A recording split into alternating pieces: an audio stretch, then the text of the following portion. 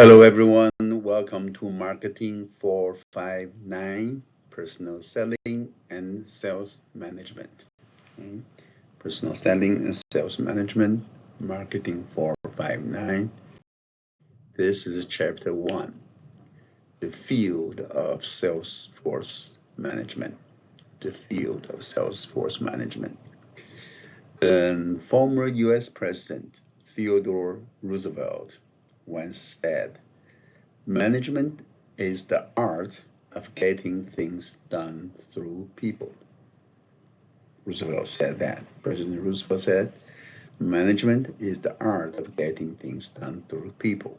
Right? That's what management is about. And in Salesforce management, this is even more, you can say, more significant and important because you're dealing with a group of salespeople.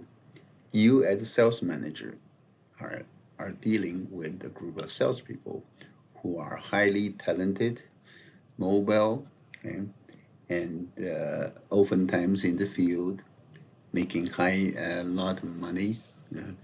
It's not like you're managing your workforce on the assembly line. Okay? The sales force, as we'll see in later on, the sales job is very unique and different.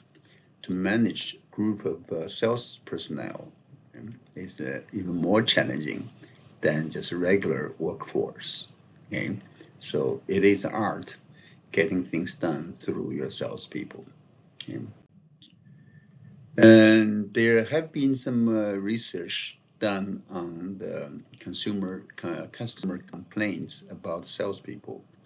As sales managers, you need to know what are their top concerns, what those your customers are complaining about your sales force, your salespeople. Okay? The number one concern is that the salespeople do not understand our business. They do not understand our business. This is from customer of yours. 17% of customers would complain in that area. So as a sales manager, what's your goal here? Well, what should you do as a sales manager? You need to make sure that your salesperson, when going out to companies, to your client company sites, and they need to do some homework, and they need to study the customer's business very well before they go. Okay, and the second complaint, 15% reported that is that they have inadequate product knowledge. That is, they do not know very well what they are selling. So they don't have a good understanding or thorough knowledge of the product they're trying to sell. Now that's pretty bad. Okay, you want to train them to make sure they know your product in and out, so very well. Okay, very familiar with that. Okay. The third one, with 13%, is that your salespeople do not respond to our needs. They do not respond to the customer's needs. They probably just are advocating for their own needs. That's not good. Okay. The fifth one, 11% reported that the salespeople should be more of our advocate. That is, that they should be more of an advocate for the customers. In other words, they need to be there, be empathetic, and be there to help customers find the solutions to the customers' problems. Okay. This is the HR Charlie Group report. It's a 10-year research report back in 2002. Okay. So the five complaints, most popular complaints about salespeople are the things you as a sales manager need to be aware of and take action on. Okay. There are different types of sales forces, right? Outside sales forces, right? if you look at the product sold for the purpose or the purpose of the product sold, your product could be sold for consumption, consumption. It could be sold for incorporation into another product, or it could be sold for resale. That is, the reseller will buy your product and sell to somebody else. Right? So it could be consumption, incorporation, and resale. You look at the product sold, the purpose of that. Right? Also, you could be selling to consumers. Some salespeople sell to consumers, right? And some sell to businesses, right? To the businesses, that could be the business that they are buying your product could be manufacturers, right? Manufacturers, or could be intermediaries, right? Resellers, and could be institutions, non-profit organizations, institutions, right? Let's take an example of this selling to consumers for consumption. Avon selling lipsticks to women consumers. Now, that would be selling to consumers for consumption by the consumers. In this case, women consumers, lipsticks. Right? And since they're selling to consumers, there's no issue of incorporation or resale. Okay? Let's look at another type of sales force that sells to businesses or to manufacturers, for example. Right? Manufacturers for consumption. Xerox selling a photocopier to office staff of Eli Lilly pharmaceutical company. Okay? In this case, it is to a manufacturer, the pharmaceutical company of Eli Lilly, and is also for consumption by this customer, business customer. Okay? The Eli Lilly, the employees at the company, pharmaceutical company, do need this Xerox machine to make the photocopies. Okay? Or it could be to manufacturers for incorporation. Owens, Illinois, selling custom-fit windshields to Ford for its Mustang. Okay?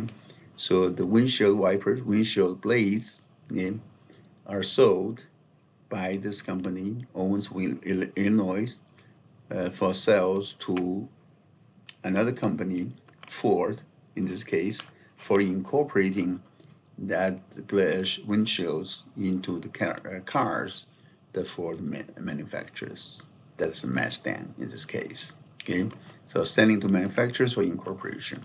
Okay? Of course, in this case, since Ford would use that in their final product, they're not there to resell them. Okay? The sales force could be selling to intermediaries or middlemen, right, for consumption. Like, for example, maintenance company selling snow plowing services to grocery stores. Okay, that's to intermediaries for consumption. Okay, and also Goodyear selling tires to Tire America. It is to intermediaries for the purpose of reselling. Okay, Tire America will sell that to individual consumers. Okay. Another situation could be for salespeople to sell to institutions, non-profit organizations, or government agencies, government entities. Okay? Like 3M selling overhead projectors to a local school district. Right?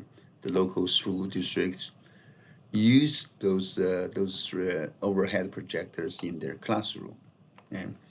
Or a florist selling dried flowers to hospital gift shop. Okay? The hospital gift shop will sell them in turn to consumers. Okay? So these are the different types of outside sales forces. Okay? Next. As to the nature of personal selling, there are two types of personal selling that your salespeople, your sales force may engage in. Okay? One is the old traditional way. The old way is called transaction selling. The new way is relationship selling. What's in a transaction selling? Okay? The purpose for the transactional selling type of salesperson, sales and sales work is to get new accounts. In sales management, an account is a customer. Okay, it's not a bank account or it's an accounting account. It's a customer. It's an account. Okay, we got new accounts, new customers. Okay? And the purpose for transaction selling is to get an order, get a purchase order or sales order, right? They cut the price to get the sale, cut the price over a cheaper price to get a customer to sign the contract, right? They manage all accounts to maximize short-term sales, right? Just want to short-term sales, okay? They could sell to anyone, everyone, okay? That's a transactional type of selling, transaction selling. A new trend in sales management, personal selling is relationship selling. Relationship selling, okay? Your goal here is to retain existing accounts.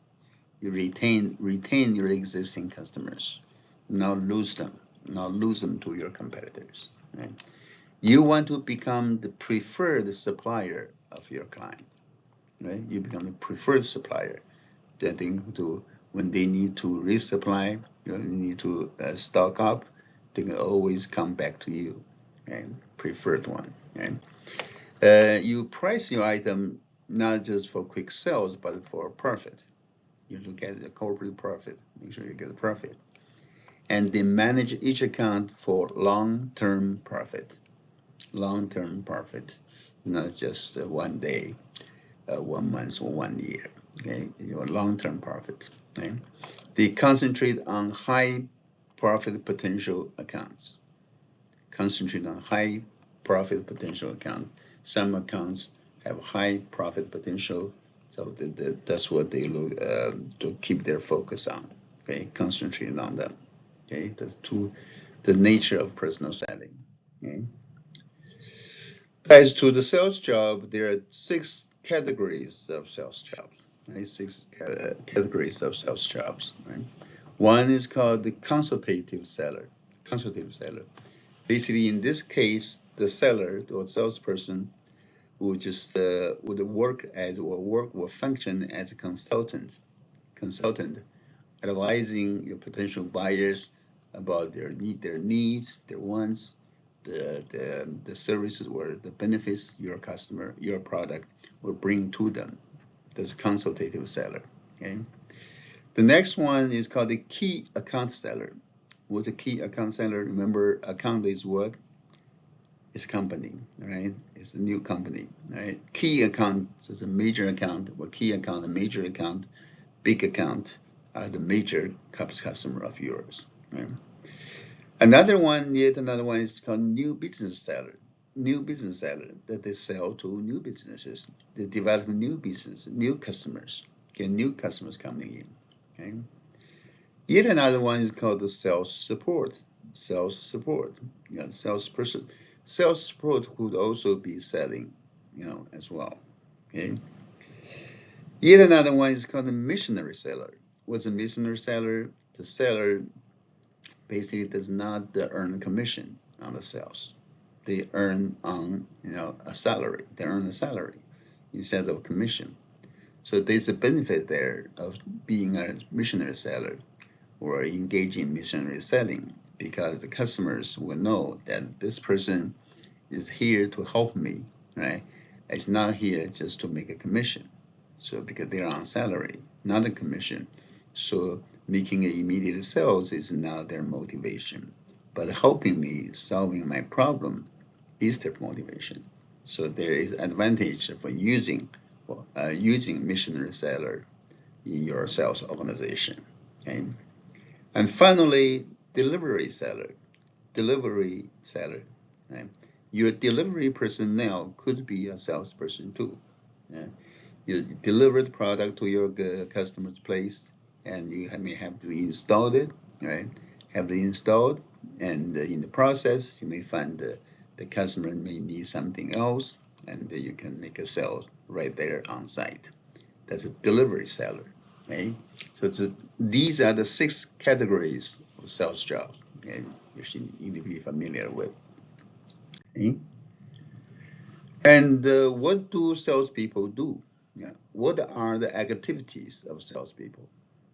Activities of salespeople, okay, as a salesperson, okay? They are generate the sales is one, provide service to customers, the second, territory management, the third, professional development, fourth, and company service, the fifth. The five major types of activities of salespeople that the salespeople are engaged in, also the sales manager are supervising on. Okay, let's look at each one and every one of them. To generate sales, the salesperson, of course, needs to generate sales, right? In generating sales, you may want to do some pre-call planning. Pre-call planning. Again, in sales management, a call is not a telephone call. Okay? We see a call is not a telephone call. Of course, it could include a telephone call. A call is a visit. Okay, a visit to a customer. We call that a call, a sales call, right? A call. Pre-call planning, meaning remember the complaints about salespeople, they do not understand the customer's business. In your pre-call planning, you need to learn, study, understand customer business. That's called pre-call planning. Okay? That's one thing, the first part of the salesperson's work in generating sales. The second one is prospecting. Prospecting, that is to find your prospect. Find your prospect, your potential buyers. Okay. The third one, make sales presentations. Make sales presentations. You set an appointment with your customer, potential customer. You arrive at their place. You sit down.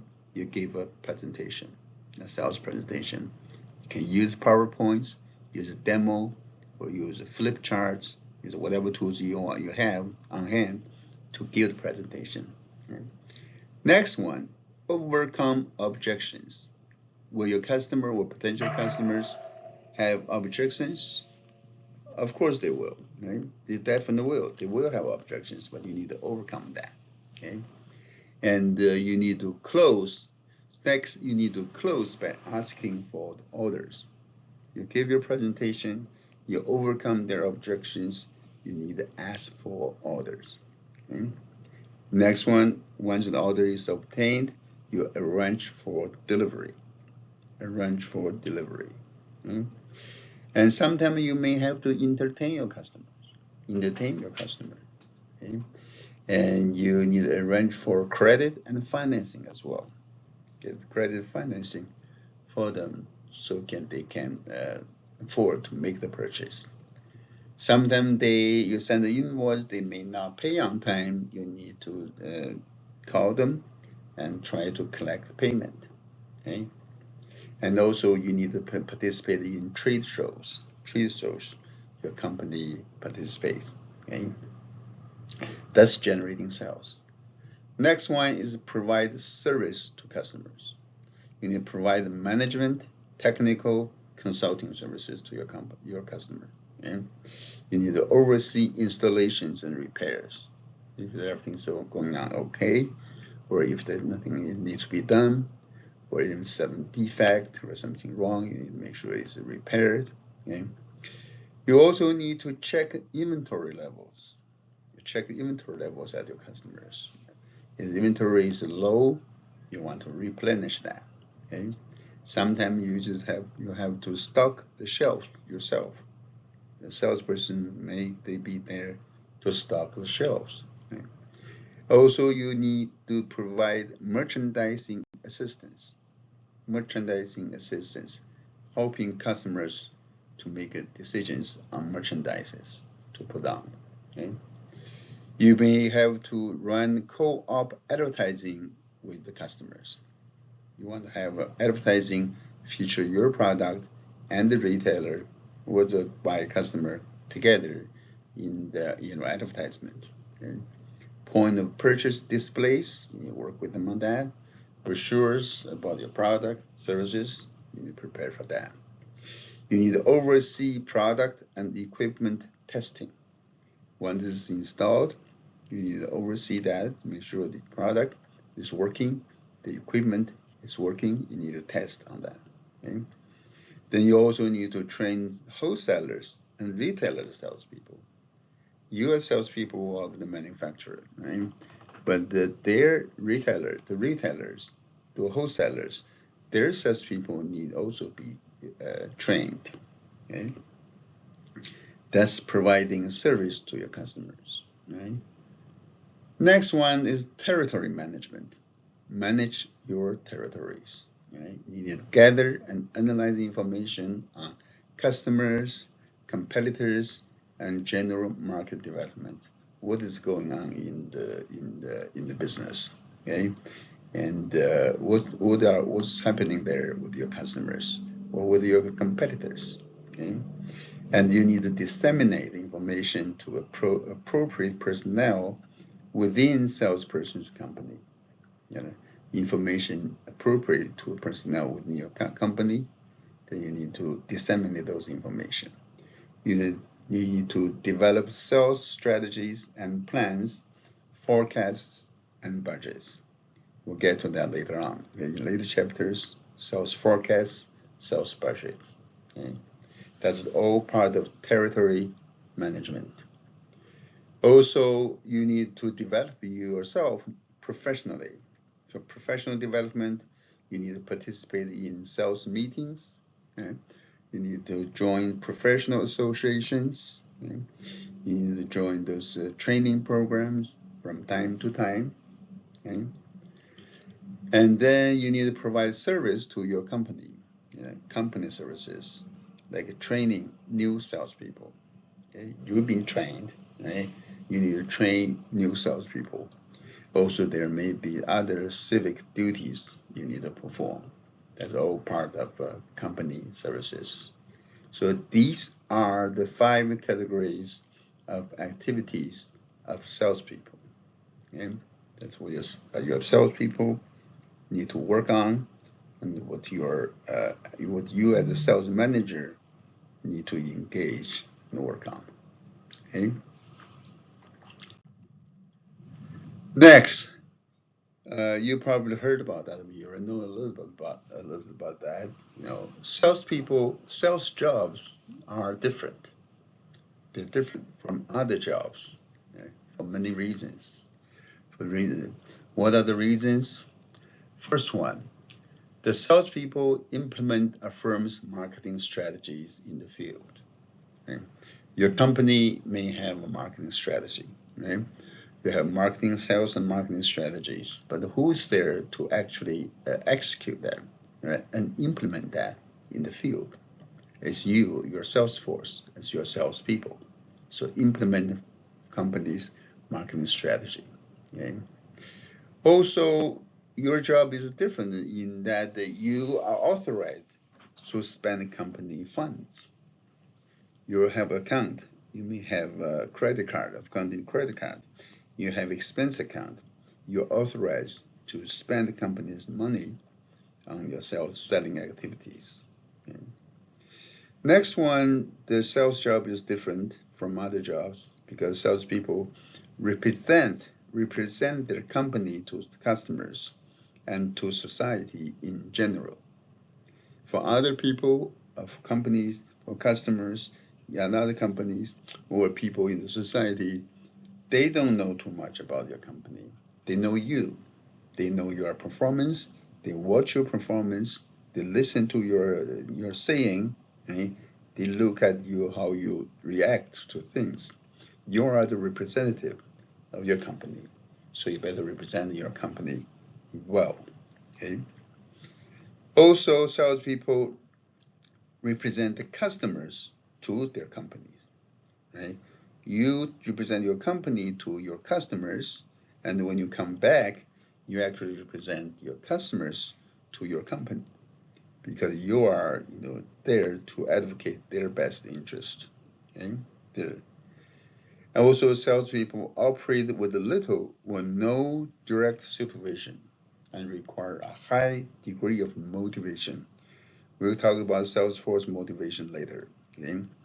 Because your salespeople are traveling, right? Are going out to your customer site, to company place locations, maybe out of city, out of state, even out of country. There's no direct supervision, right? As a supervisor or the manager, you're not there to watch them every day. Okay? Therefore, they must have a high degree of motivation to continue their work. Okay? Another one, salespeople frequently face rejection. Nobody wants to be rejected, right?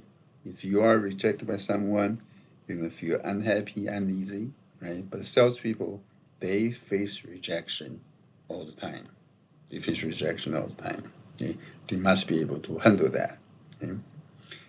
Next one, salespeople need more tact and social intelligence. Need a technical intelligence and also social intelligence. You need to know how to deal with people. Okay? Salespeople also travel extensively. They travel extensively, which takes time away from home and family. Okay? Next, salespeople have large role sets. Large role sets. Right? They have many different roles to play. Okay? Also, salespeople may face role ambiguity.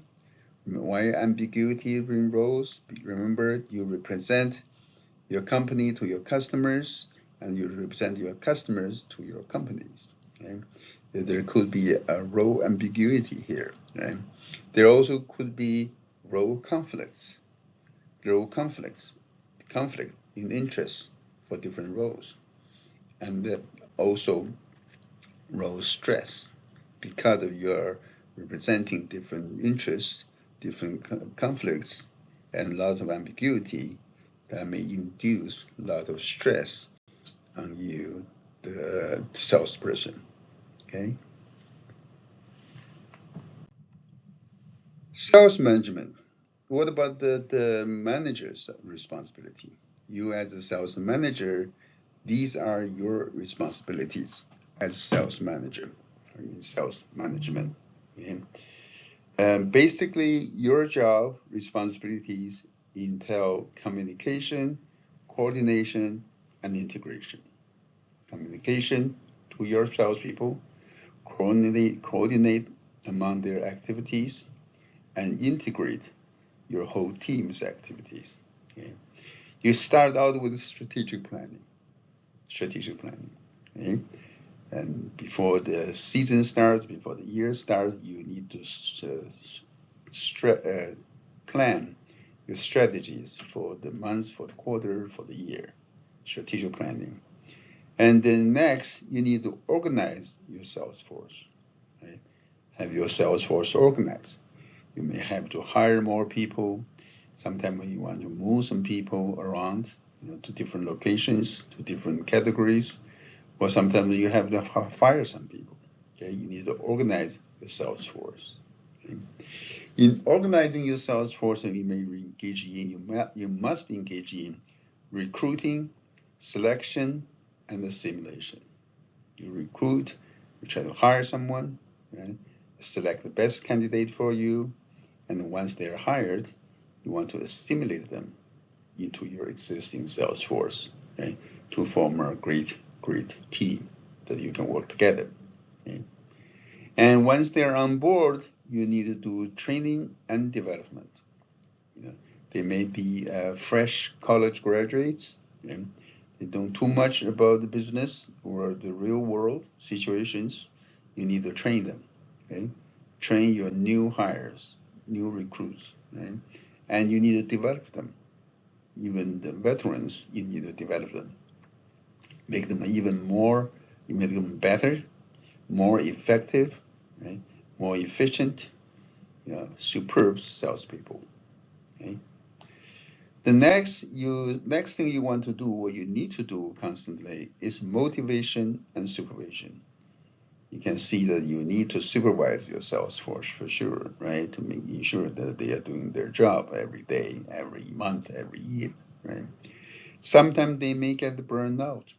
They may be tired. They may be disenchanted, or they may be just doesn't want to work hard anymore or work well anymore. Then what do you do? you need to motivate them. Right?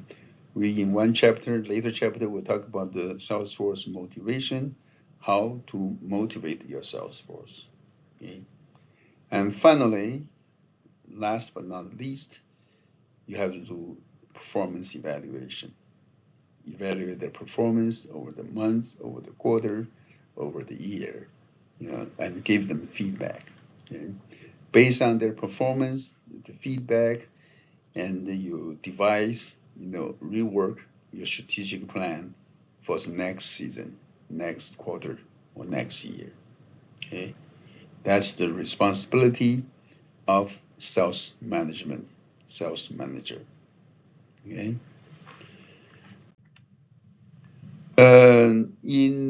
As I think I told you before, I might have told you before that in corporate world, more CEOs or president of companies come from sales positions, sales roles. In other words, more CEOs and presidents have the background in sales and marketing. You can look at all the companies. The next one may be CFOs. Okay. All right. What is the corporate ladder, executive ladder in personal selling? Okay. This could be your career path or a career objective you want to go. Okay. You're going to start as a salesperson, or a salesperson, sales associate, or a sales clerk, for example, with the company. Okay, that's their starting point. After you graduate from college, you have no experience, you just start fresh, you may work as a salesperson. You got to learn, you got to be trained, you got to be motivated, you're going to perform, right? And then you may be promoted to a sales supervisor next. Okay? As a supervisor, you have several salespeople under you that you supervise to ensure that your whole team is doing well. Okay? And you, of course, if the whole team is doing well, you as a supervisor, you're doing well in your role as well. Okay? The sales supervisor. Okay? When the next step of promotion is the district sales manager, you may be promoted from a sales supervisor to a sales manager in charge of a district, a certain district of the company.